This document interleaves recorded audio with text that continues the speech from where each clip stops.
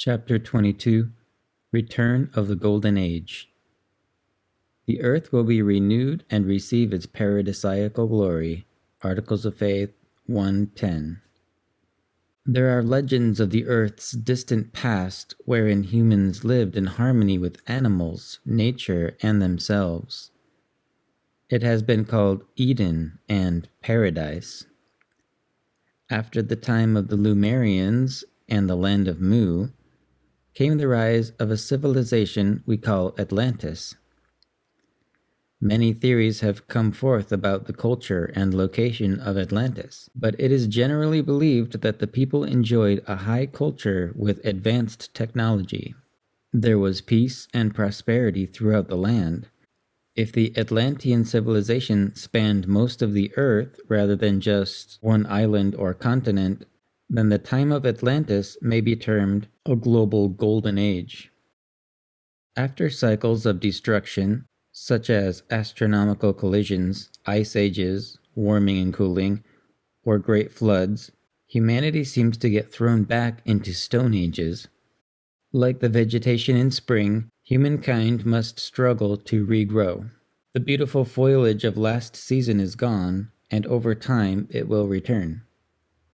Currently, we have progressed through a Stone Age, Iron Age, Bronze Age, etc., and with the help of the gods, who are the survivors of a previous Golden Age, we find ourselves today in a technological age of information. Many now, as our ancestors did, look forward to the coming of a new Golden Age. It has been called the Age of Aquarius, the Fifth World, the Sixth Sun, the Millennium of Peace, and the Satya Yuga. Prophecies the world over predict final battles and natural disasters that will usher in the coming time of peace. For Zoroastrians, the final renovation of the world is called Frashokereti. It is said to begin with a final battle in heaven between the Yazata and the Daeva gods. Ahura Mazda will send a savior called Shaushant to bring about the resurrection of the dead on earth. This is followed by a melting of the elements on earth, which will cleanse her of evil. The righteous that survive will be given a white Haoma drink that enables them to live forever without the need for food or drink. All will speak a universal language and live in one borderless nation. All beings that reach divinity keep their individuality, but work for the common good of all with unity and purpose. For Christians, Latter-day Saints in particular, the millennium is preceded by wars and rumors of wars, and the final battle is called Armageddon, which is a place in the Middle East where the conflict of a world war will begin. In the midst of the war, Jesus is to return to the temple in Jerusalem and take his rightful place as King of the earth. The dead are then resurrected, and the righteous enjoy 1,000 years of peace. Afterwards, Satan is unbound for one last time to separate the wheat from the tares. The earth is then consumed by fire, and the righteous each receive a white stone with a new name and inherit the earth, which will be a celestial kingdom. As a side note, the word apocalypse simply means revelation, or a revealing of something. But because the book of Revelation is also called the Apocalypse of John, and it deals with the end-time prophecies, people have changed the word to mean a devastating world event. This is a modern example of how meanings can change over time. We have mentioned the Norse myth of Ragnarok, which is a final battle between the gods and a destruction or a renovation of the earth by fire. We have also talked about the Indian god Kalki, who will come to usher in the next Satya Yuga, in which people will live for thousands of years in peace and harmony. Maitreya, also called Maitri, Ajita, and many other names throughout Asia, is a Buddhist god that is prophesied to come to earth when most people have forgotten the right way of living. Through his teachings, he will enlighten the world and bring about real communism, a time in which there is no need for possession of currency and all will have joy and happiness. Of these many versions of the myth, many of the hero gods seem more like the guy that does the final cleanup than a savior of humanity. but all of the myths share the idea of a clean world where people will live long and joyous lives. And the world, like a phoenix, is resurrected from the flames. Humans will live in harmony with the earth and other animals, which leads me to believe that no one would consume the flesh of another animal. Some fear that the Illuminati are secretly planning a global government called the New World Order. But they forget that it is the hope of all religions that the whole earth will be ruled by one fair and just king. It is good that we are becoming a global society as long as the leaders are loving and fair. An interesting version of this myth comes from the ancient Greek religion, which tells of a goddess that was the last of the gods to live with mortals, and who will be the one to return and bring about a new golden age. She is known as the Star Maiden and associated with the constellation Virgo. Astraea is her name, and her return has been looked forward to and hoped for millennia. During the Renaissance rebirth of Europe, many felt that the Golden Age of Enlightenment had begun and compared Queen Elizabeth I, the Virgin Queen, to Astraea. They may not have been that far off in their thinking. The Renaissance was golden compared to the poverty, disease, and ignorance that prevailed in the Dark Ages. Many biblical prophecies seem to have taken place already, such as a third of the population dying from the Black Plague. 500 years may seem long ago to us, but it is a relatively short time in the scheme of things. Once Europeans broke free from the tyranny of the Catholic Church, many advancements came about, such as the printing press, telescope, new astronomical models, and freedom to read the Bible in one's own language. Advances continued in leaps and bounds at the turn of the 20th century. We saw humans go from the horse-drawn carriages they used for thousands of years to trains, cars, and airplanes. We now enjoy electric lighting, heating, cooling, internet, smartphones, etc. With better health, education, industry, agriculture, and technology, many working-class citizens today live better than the kings of the past. So maybe this is the Golden Age.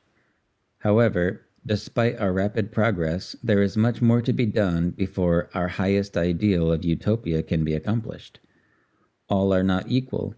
Ignorance and fear of the unknown still cause separation and violence among some. Greed also causes inequality. The wolves of society will continue to devour the sheep as long as class distinction, greedy oppression, and exploitation of others exists. The early Mormons also saw their time as the Great Restoration in the latter days, and they tried to live a sort of communism called the United Order. But because of greed, the system did not last. A few decades later, a German philosopher named Karl Marx came up with his theory of history and the ideals of communism, which were meant to be fair. The problem with the countries that tried to incorporate communism is that self-interested, power-hungry people have not yet learned a better way. A utopian society cannot exist until we all learn to love our neighbors as ourselves.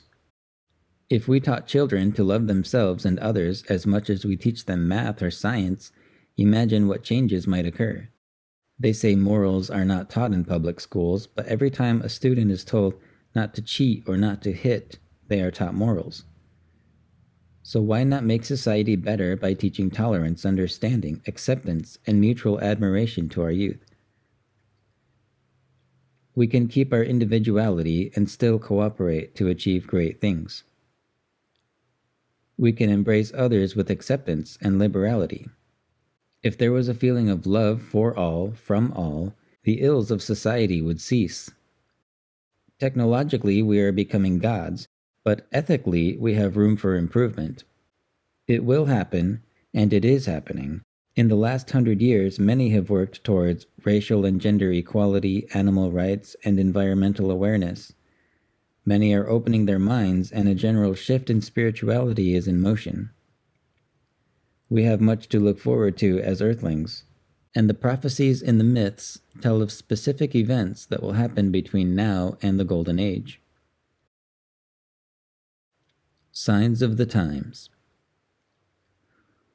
One sign that many myths share is that of a star. As the Mayans waited for the sun god Toil to appear, They watched for a predicted star. The Popol Vuh says, they would look for the first appearance of the star that precedes the face of the sun when it is born. This matches up with a Book of Mormon verse that has a prophet of the ancient Americas tell the people, "There shall a new star arise, such an one as ye have never beheld, and this also shall be a sign unto you." Of course, this has passed. A star accompanied the birth of Jesus, and Magi from the east knew its meaning. But the sign will repeat to usher in a new age. The book of Revelation tells us that an angel sounded his trumpet, and a great star, burning like a torch, fell from heaven, and landed on a third of the rivers and on the springs of water.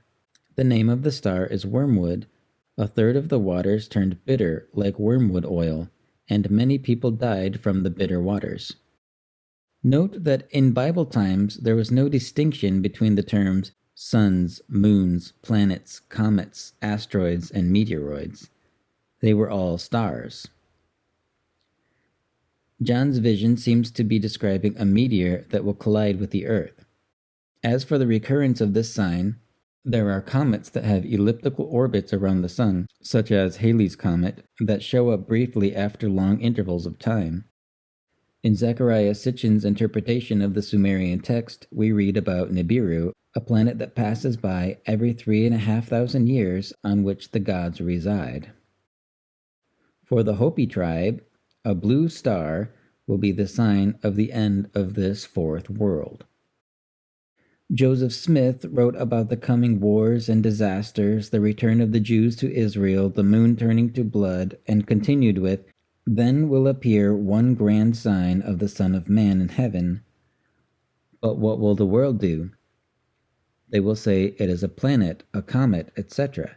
But the Son of Man will come as the sign of the coming of the Son of Man, which will be as the light of the morning cometh out of the east." Jesus said, "Stars will fall from heaven, and the powers of the heavens will be shaken. Then will appear in heaven the sign of the Son of Man, and then all the tribes of the earth will mourn, and they will see the Son of Man coming in the clouds of heaven with power and great glory, and he will send out his angels." So we can expect to see a light in the heavens when the Savior returns. Be it a comet or a mothership, rest assured it will come.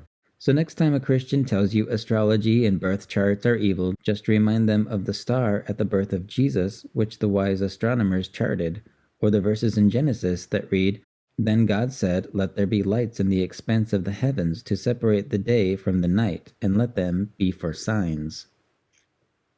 Most of the biblical end-time prophecies have already come to pass, depending on one's interpretation.